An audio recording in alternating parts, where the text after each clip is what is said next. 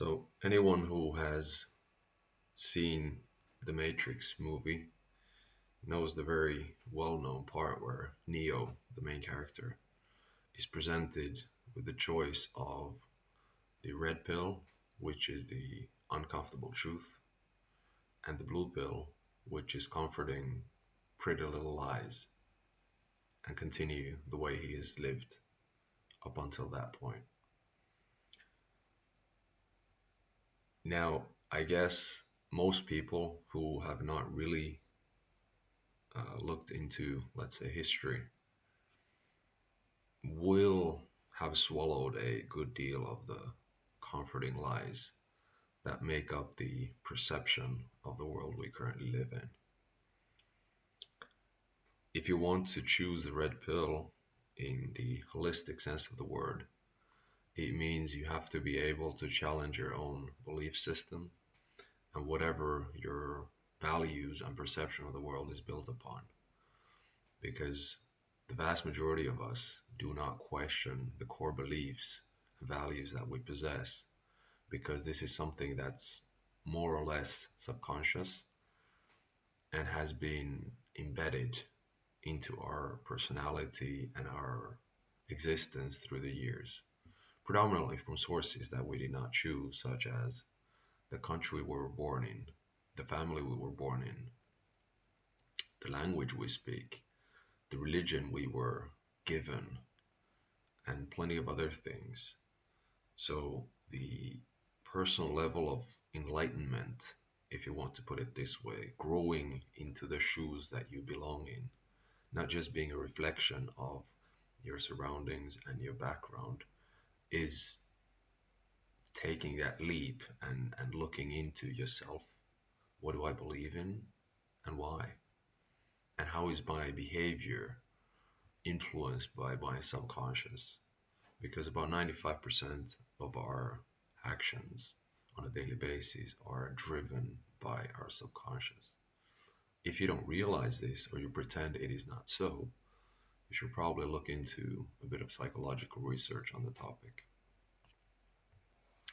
Now, when it comes to the difference between the comfortable lies that you've been fed and the uncomfortable truth, I could give you a few examples just to kind of arouse a little bit of appetite of looking into the rabbit hole of what lies you've been told through your life. Mostly I'm referring to people in the West. Now, everybody knows that truth is the first victim of war, and our history is written by the victors, and the vanquished are not listened to, and their version, nobody cares, right? Now, the most widespread religion globally is Christianity, and the largest denomination is something that has its headquarters in Rome. But when you look at their, let's say, philosophy, they claim things such as the church is infallible. But it doesn't take a lot of research to understand that this is complete bogus. The other part is that Christianity is based upon the life of Jesus and the New Testament, right? How many activities has that given denomination done through the centuries that are completely contradicting the gospel? For example, the Inquisitions, the Crusades, the witch hunts, or infallibility for that matter, or the egregious crimes against children that people in that denomination have done through the centuries. But still, nothing changes. And the basis of this denomination is not, well, partially it's based on the Bible, but to a great extent it is not. As a simple example, Show me the part in the Bible that says Sunday is the day to worship in. You find that part of the Bible for me, and I'll walk back on everything I just said. If you don't, look it up. Do a little research on why is that? How do you explain that? Another example is history written by the victors. At the end of the Second World War, history was written to a great extent on the confessions of those who were accused and tried for crimes against peace, humanity, whatever, war crimes. Now, look at things like the Simpson Commission report. That clearly states that the suspects of the vanquished and those confessions, they were based on extreme torture. Did you know that? And if you write history based on people who were tortured and then sign confessions, it's not exactly history, is it? It is just what the victor is imposing on the vanquished, right? But if this is something that you cannot challenge and you don't look into, you're just going to believe what they tell you, right? So spend a little time and look it up. Then there are the cases of a certain day in early September in 2001, there were a couple of planes that crashed into a couple of buildings. Do you understand what happened then? Why did the towers collapse? Read the official report.